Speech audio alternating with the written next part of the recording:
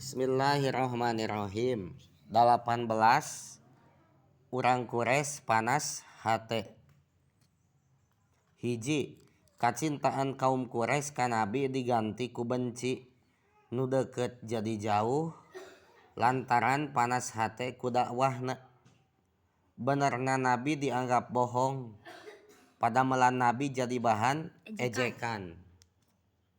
Ieu teh bukan berarti pribadi Nabi akhlakna jelek sehingga kaum Quraisy benci ka Nabi sanes karana naon akhlak Nabi jelek sanes mata Nabi dibenci ku kaum Quraisy teh. Tuluy bukan berarti orang Quraisy ngajauhan Nabi nu tadina deukeut jeung Nabi teh jadi jauh, bukan karena akhlak jelek Nabi, dan Nabi mah akhlakna henteu jelek. Tapi karena naon atuh?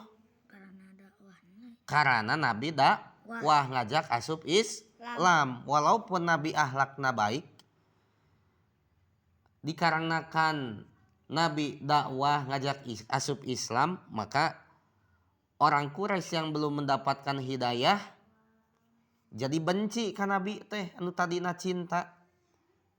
Jadi jauh ka Nabi teh anu tadina deukeut.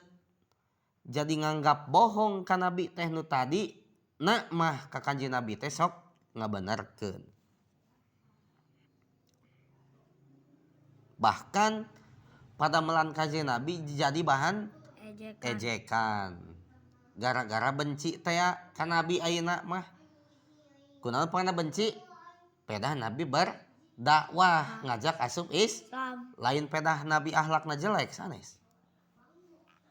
Jantenya ku benci mah walaupun urang bener, walaupun akhlak urang alus, ari nu benci mah anger we bakal nganggap goreng ka urang teh.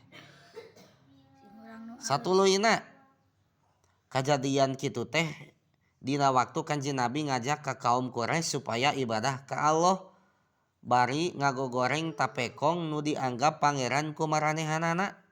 Nyalahkeun jeung nganggap sasar ka sing saha jalma anu nyembah tapekong. Nah, semenjak Nabi menganggap bahwa patekong nu dianggap Tuhan nu sok disembah ku orang-orang Quraisy, ku Nabi disebutkeun bahwa patekong mah patung mah itu tidak ada apa-apanya, teu bisa mere manfaat, teu bisa mere darat. Nah, make kot kudu disembah. Cek Nabi teh. Kenapa dianggap Tuhan patung teh padahal mah teu bisa nanaon? Tah gara-gara kitu ongkoh maka Nabi jadi dibenci. Katilu, urang Quraisy daratang ka Abu Thalib paman Nabi. Marenta supaya nyegah Nabi tina nyarekan kanu dianggap pangeran ku maranehna jeung tina nganggap sasar ka karuhun maranehanana. Intina mah demo weh. Orang Quraisy teh datang ka Abu Thalib. Abu Thalib teh paman Nabi anu naon?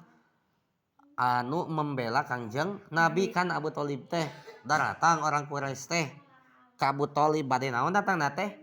Bade meminta ka Abu Thalib supaya Abu Thalib bisa nyegah ka Nabi tina perbuatan nyarekan anu sok disembah ku eta orang Quraisy.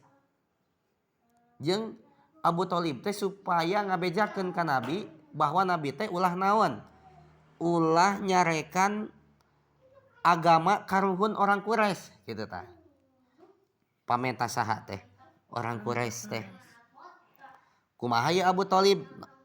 Tah nomor 4, Abu Thalib nolak ka urang Quraisy kalawan nolak anu hade. Kanjeng Rasul terus nyebarkeun agama Islam teu malire omongan orang Quraisy pikeun ngaluhurkeun kalimat Allah anu bener. Kumaha tah Abu Thalib teh dicumponan teu pamenta orang Quraisy nyegah dakwah ka Nabi? Henteu. Ku Abu Thalib tadi gugu pamenta orang Quraisy sehingga Kanjeng Nabi tetap dakwah ngajarkeun agama Islam.